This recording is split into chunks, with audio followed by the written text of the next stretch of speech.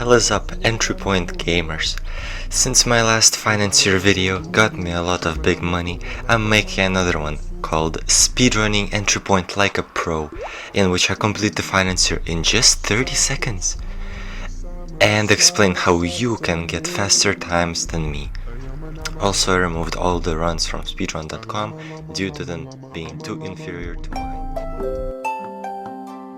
Beep. That's a really good video idea. Huh? Got mail?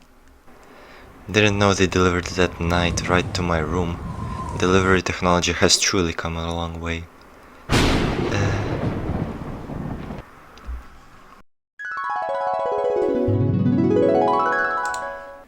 That's how my totally normal January morning went.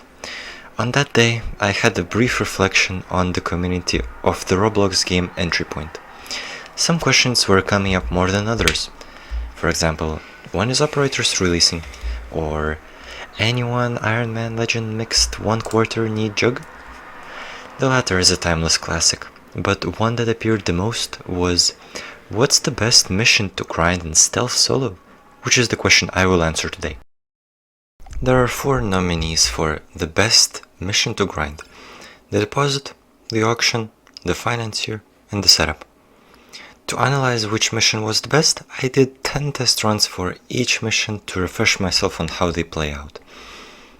On average, the financier was the fastest mission to complete and gave 33,600 base experience on no kills, but it was the hardest mission to do consistently, since you really had to master it to grind efficiently, but also because of the amount of uncontrollable RNG involved, which could cause you to fail more than you should have. On the other hand, the auction gave 35 base experience on no kills, was much easier mechanically wise, allowing any noob to grind it efficiently, and had no RNG that failed you. But it was a whole minute slower than average. I plugged in some numbers to calculate the approximate experience per hour. For the financier, I had 2 minutes 20 seconds as the time and 80% as the win rate, while for the auction it was 3 minutes 30 seconds and 100% win rate, and it turned out that the financier gives 15% more experience than the auction, with financier giving this experience per hour and auction giving that experience per hour. The rest of the contenders were disqualified due to them being straight up worse if compared to the auction. So, case closed? Is this the definitive answer to the question? Well, not fully. Let's look into how exactly you should play the financier. It is much deeper mechanically than the other missions, so it's not easy to see which method of doing financier is the best. I outlined 3 strategies, 3 entry points, and 4 lures. Strategies being interrogating the guards outside for the safe location, then checking the worst spots for the safe first, then interrogating Ryan, or interrogating Ryan right away. The entry points were lockpicking a door that was the closest to the last rewired power box, breaking the safest window, or breaking the window right next to Ryan.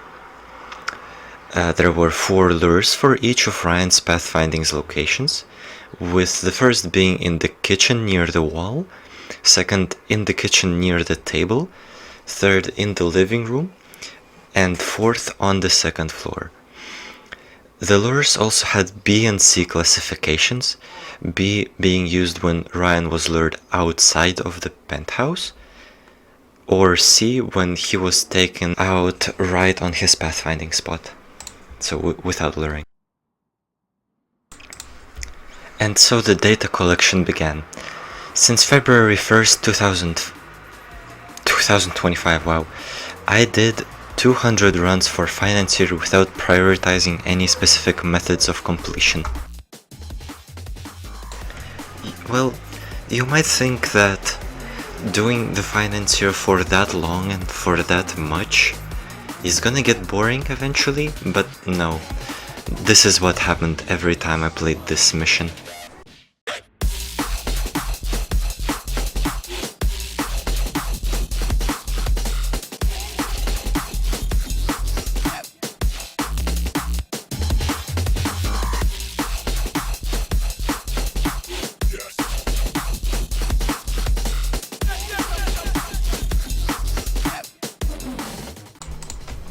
I also had a friend of mine agree to collect data alongside me, racking up 75 runs.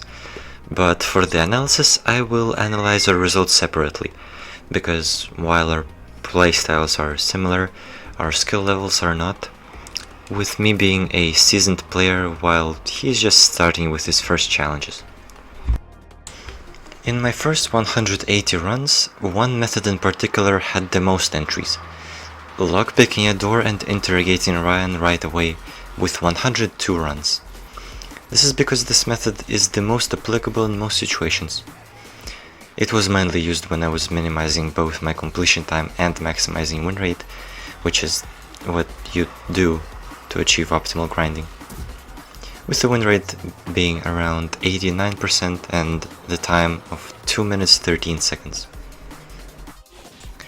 Towards the end of my data collection, I decided to look at my results and found out that strategy 1 was kind of consistent, the one with interrogating guards when you're still outside. It had 23 runs with a whopping 91% win rate and taking 2 minutes 37 seconds on average. So I decided to do 20 extra runs using this strategy, and out of these 20, only 4 times did I get the information about the safe location from the guards. And I ruled the strategy off as too unreliable and too time consuming, with each guard taking precious seconds to interrogate. So, looking at my spreadsheet, the best definitive method to complete Financier is to get past the power boxes anyhow, lockpick a door, lure and interrogate Ryan in the designated lure location for each of his pathfindings, and then get the safe. The only time you should switch the method is when you know that Ryan is on the second floor right after you rewire the third power box. In that case, you should break the safest window and enter through it. If you want to know the experiences per minute for each of these strategies and methods, feel free to look in the Excel file that I have left in the description. But in short, these two methods will net you around 14,000 experience per minute and 17,000 experience per minute respectively. But that's if your skill level matches mine. If it is lower, then you should have around 12.5 experience per minute according to how my friend played. I don't have the data for the second method, but I can imagine it won't be a lot higher, say just 13,000 experience per minute. However, that's the stats of a player who can do harder missions like the Cache or Black Dusk with no disguise. If you can't do challenges at all, the data suggests that you will have a really poor performance of just 4,000 experience per minute. But that's not all. Let's return to the auction for a second. This mission, on the other hand, does not require you to learn much about the mission other than the locations of the clipboards and laptops. That means that you will very rarely ever fail, which is good, since you get a pro bonus for a streak of completions, which adds extra experience, 5% more for each mission in a row, up to 35%. But to maintain the streak, you must not fail in any other mission and not leave after it has started, meaning you need to complete the auction more times in one sitting to really optimize gains. Also, you can prioritize experience perks for the auction, because it doesn't need any other perks after you got Thief, Hacker and a Breaching Charge. But the same can be said for the Financier, but only if you're good enough to play without most of your fast hands or interrogation speed perks. Oh, and also, did I mention that the auction is a DLC mission?